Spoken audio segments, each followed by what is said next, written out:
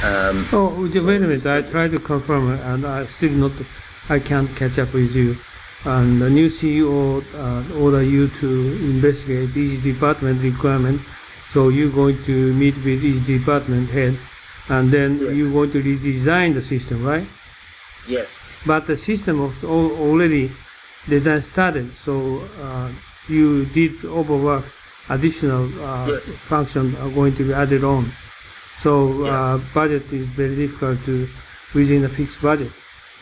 Yeah, so the design in this case, we could charge a minimum fee, like basically cost price, to redo the design. Okay. And so that was basically something that we did way below our normal rates, and that was necessary to keep the customer, and also because they didn't have any budget. But it did not really fix the problem, because actually there was not enough. The new design, as it turned out, would have been if we would complete it, was actually way more than the CEO had envisioned us with. And actually what happened during that project, the situation got bad. The shareholders got up, and they involved a third party to monitor the whole situation.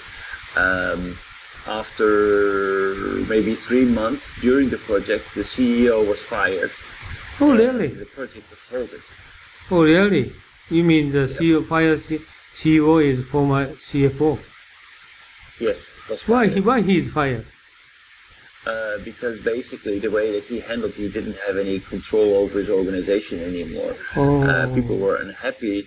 The third party was a big consulting so company. what happened for your project? Project was halted. Suspended? Yes. Did you get money? We got money until it was halted, because but over budget. Yeah, because it basically the project was it became clear that we would never have a satisfactory solution. The situation was frozen. Let me try to explain just a different example. My failure, my characteristics. My characteristics, or not only but also many cases will do the same problem. I will going to approach into the company. Reluctant to sell accurate figure, or try to speak out scope with money, and less than okay, this is not balancing money and scope. Right. And so we want to get money, we want to get projects, so they just propose fewer budget but large expectation. So those things happen, right? And finally, of course, the result will go into big write-off. These sort of things happen.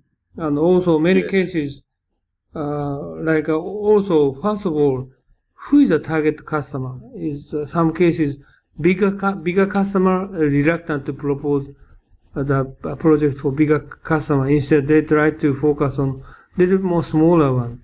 The little more smaller one, they don't have big budget, right? So smaller client, smaller money, but big expectation. So cause big gap among customer and IT developer. So this is, I had many experience before. This is human being's pitfall. Okay, human being is or users IT general manager same. He cannot speak out or negotiation to the sales department or manufacturing plant. They cannot speak out. They cannot do that. Okay, because big voices win always. So sort of things. I think this is I think this is big. My past bad memory, bad experience. I remember. Right. Yeah. No, that's exactly. So you need to have those big voices early on in the project. They need to be heard. because if you involve them too late, then actually you might get the signature, but you actually put a lot of problems with the salespeople might win, and then put the project on the project management. How about you? How about you? My case is, even if now, okay, I try to make appointment with more senior person, more higher position person. Right. Preferably, I try to reach into CEO, best solution. But Right. if not, Yes. try to senior executive board member. But many cases it's really difficult. But if you are not familiar with that person, many cases I by myself reluctant to contact those people to meet with, and this cause later lots of problem. Yeah. Right. So No, so this was a typical example. This project was a typical example where basically the salespeople were reluctant to involve more people because they were a potential risk. They if they would not be on the same page as the CEO, they could actually risk the CEO of signing the contract. So they actually assessed that pretty right. That they isolated the CEO as much as they could. And had all discussions with him, and they assessed very right that the CEO wanted to prove himself. So what they did exactly is what they got. They got the signature from the CEO. They got the money, but they actually got themselves a very bad project. But what the salespeople then did was actually put they put their finger on project management. Yeah, I say, well, this is a project management problem. No, that's bullshit. This is a sales problem. So we had a big argument, and that actually was the beginning of the end, where I basically said, okay, I'm no longer going to provide my services to your organization. Younger people are more problem because younger people or 30s, they are reluctant to contact the top people because of the Yes. age gap.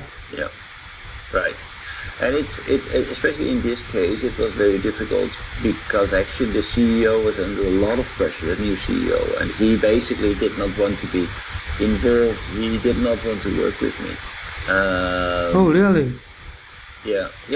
So that really escalated because basically he lost face to his employees, and I was always there as the project manager. Wait a minute. Why he lost face? Because basically what he had, his deal that he had made with us was completely insufficient for his organization. So he thought he was big enough and strong enough to show himself capable enough as a leader, but actually he completely failed to do the right negotiations on behalf of his organization. What he should have done is he should have been more humble and involve people of his organization in this. Oh, you mean you said arrogant? Project. You said arrogant. He does not know his Arrogant, yes. his skill and Exactly. his talent. Yes. It's kind of similar to Takahashi mentioned yesterday. Right. Some boss is difficult to communicate with, and sort of things happen.